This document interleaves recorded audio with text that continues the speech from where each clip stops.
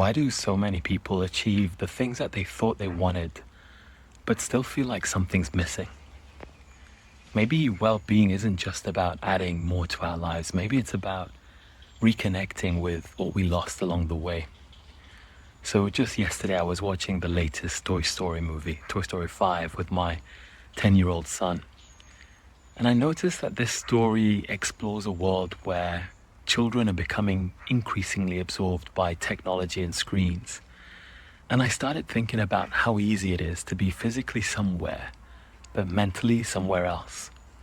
And it felt strangely emotional because I was sitting right next to perhaps the most important connection in my own life, my son. And I found myself asking, what are we losing while we're chasing everything else? Sometimes I think we mistake stimulation for connection.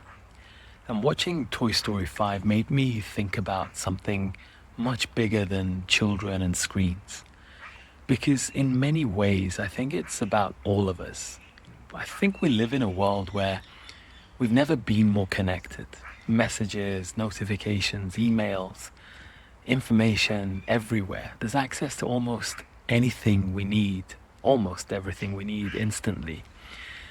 And yet many of us feel disconnected from ourselves, from each other, from the present moment. And that resonated with me during this current burnout recovery period because I've started noticing how much of my own life has become about the next thing, the next goal, the next problem to solve, the next improvement to make. And don't get me wrong, wanting to improve things is great, it's beautiful, but somewhere along the way, I think many of us lose touch with the thing we're improving everything for, the reason why we're doing everything. I think it's all about actually experiencing life. So more information isn't always the answer. For almost 20 years, I've been trying to answer one core question. How do we improve health and well-being by going upstream, so prevention, but also at scale so we can improve the lives of many? So that's public health and well-being. And that question has taken me through a medical career, public health career, research, prevention, leadership, innovation, entrepreneurship, teaching, coaching, so many different paths.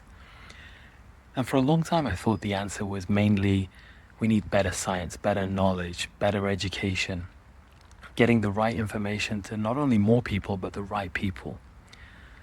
And all of that for sure matters, but then I've started noticing something. We already have access to more health information than ever, whether it's on YouTube, whether it's on podcasts, whether it's Google, whether it's AI. You can ask ChatGPT and Copilot Health anything. Most of us know the basics too. We should move more, eat better, sleep, manage our stress, connect with people.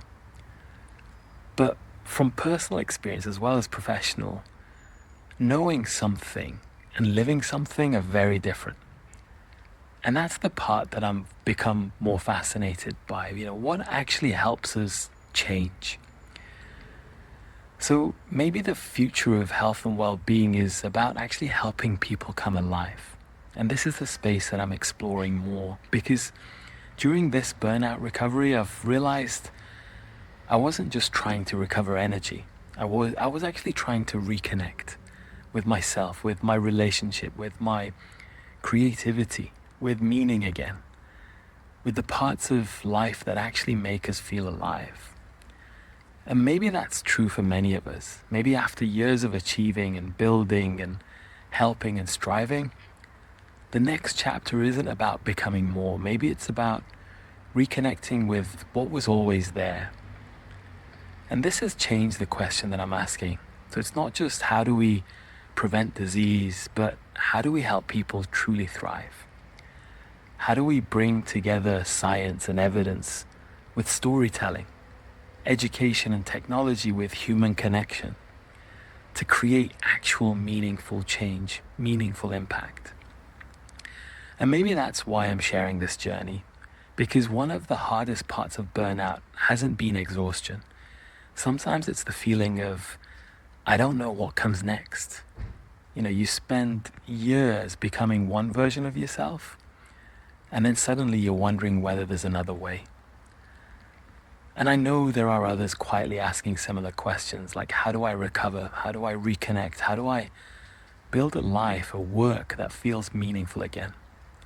So alongside these video reflections, I'm creating a space for people who are exploring work and life beyond burnout. So if any of this resonates, there's more information in the description below. I think maybe the next chapter isn't about abandoning ambition. Maybe it's about transforming our relationship with it.